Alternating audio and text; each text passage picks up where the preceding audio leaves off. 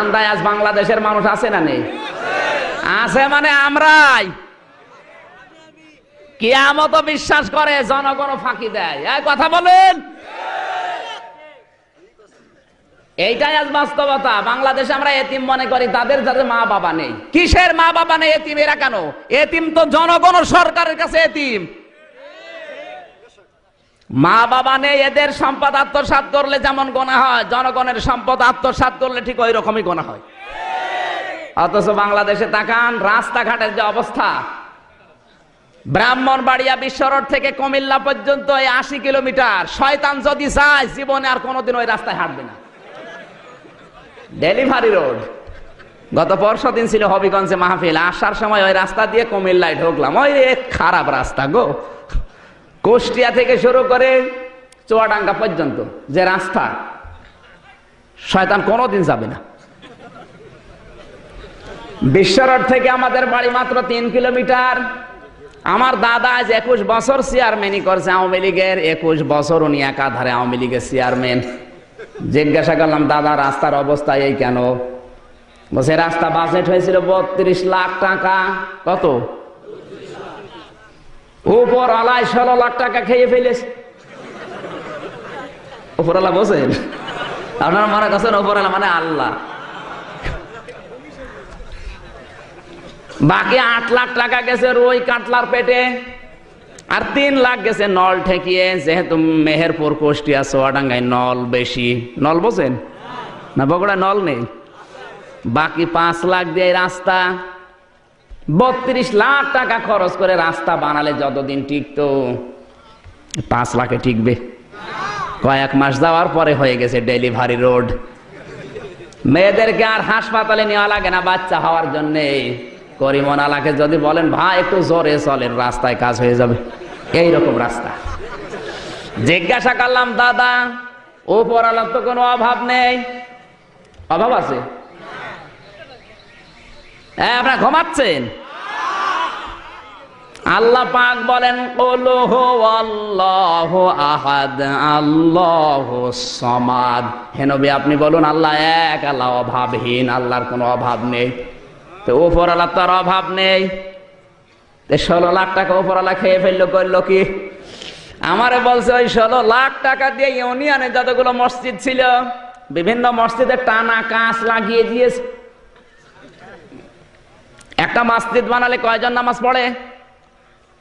খুব বেশি হলো 400-500 জন। আর একটা রাস্তা, একটা ব্রিজ, একটা কালভার্ট যদি সংস্কার করে দেন, লক্ষ লক্ষ মানুষ ওই রাস্তা দিয়ে চলাফেরা করবে। কথা বলেন ঠিক কিনা? আসার সময় 1 কিলোমিটার আসার সময় যে রাস্তা দেখলাম,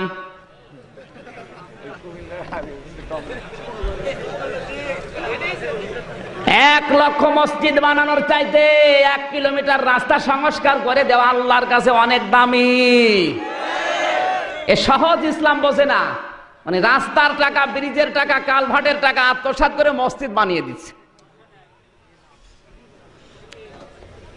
উল্টা বুঝবেন না। কিয়ামত বিশ্বাস করে শুধু ওই মুখে মুখে। কোরআনে কারীম জানিয়েছে, হ্যাঁ নবী আপনি জানেন ওই মানুষগুলোকে কারা? আরাইতাল্লাযী ইউকাযযিবু বিদ্দীন ফাযালিকাল্লাযী ইয়াদউল ইয়াতীম। আরাইতা হরফে ইস্তেফহাম, প্রশ্নবোধক চিহ্ন, ইন্টারগেটিভ সেন্টেন্স এটা। হে নবী আপনি ওই মানুষগুলোকে দেখেছেন যারা কিয়ামত বিশ্বাস করে না? নবীজি বলেন, হে আল্লাহ আমার কাছে যারা আসে সবই তো মুমিন, কিয়ামত বিশ্বাস না করলে মুমিন হয় কি করে? আল্লাহ পাক বলেন, হে নবী মুসলমান আপনার কাছে নামধারী আসে, কিন্তু কিয়ামত বিশ্বাস করে না তারা যারা এতিমের গলায় ধাক্কা দেয়। এতিমের গলায় ধাক্কা দেওয়া মানুষ আছে না নেই? ধাক্কা মানে গলা ধরে ধাক্কা দেওয়া লাগবে না। আমি আগেই বলেছি এতিম কয়েক প্রকার। মা বাবা নেই এতিম, জনগণ সরকারের কাছে এতিম। সুতরাং দায়িত্বে থাকার পরে যারা তার অধীনস্থদেরকে গলা ধাক্কা দেয়, কারণে অকারণে অপমান করে, এই মানুষগুলো আল্লাহর কিয়ামত বিশ্বাস করে না। আমাকে নিচে নামা লাগবে? কোন এক দেশে, এই দেশে না, অনেকে মনে করেছে আবার হুজুর মনে হয় এই দেশের কথা বলছে, কোন এক দেশে যেহেতু অনেকগুলো রাষ্ট্রে এবার সফর আছে, কোন এক দেশের কথা বলছি কিন্তু ভাই উল্টাপাল্টা মনে করবেন না, মনে করেন সিঙ্গাপুরের কথা বলছি। 3 জন মানুষ এক জায়গায় বসে আছে, একজন মনের দুঃখ নিয়ে কাঁদতেছে, হাওমাও করে কাঁদে। একজন মনের শোকে হাসতেছে, হা হা করে হাসে। একজন হাসেও না কাঁদেও না, চুপ করে বসে আছে মাথা গুছিয়ে দিয়ে। পাশ দিয়ে যাচ্ছিল পুলিশের লোক, বলছে এই তোরা ষড়যন্ত্র করছি দেশ বিরোধী। 3 জনকে গ্রেপ্তার করে চলে যাচ্ছে। সাংবাদিকের সাথে দেখা, বলে ভাই এদেরকে ধরে নিয়ে যাচ্ছেন, এদের অপরাধ কি? এদের নামে কোনো মামলা আছে, কেস আছে, হলিয়াস? বলছে এরা গুরুত্বপূর্ণ অপরাধী। সাংবাদিক বলে ভাই আমি একজন পেশায় সাংবাদিক, সকালবেলা রিপোর্ট লিখবো, তো কি লিখবো একটু বলেন না, এদের অপরাধ কি? পুলিশ বলে না, এরা মারাত্মক অপরাধী, অপরাধের কথা বলা যাবে না।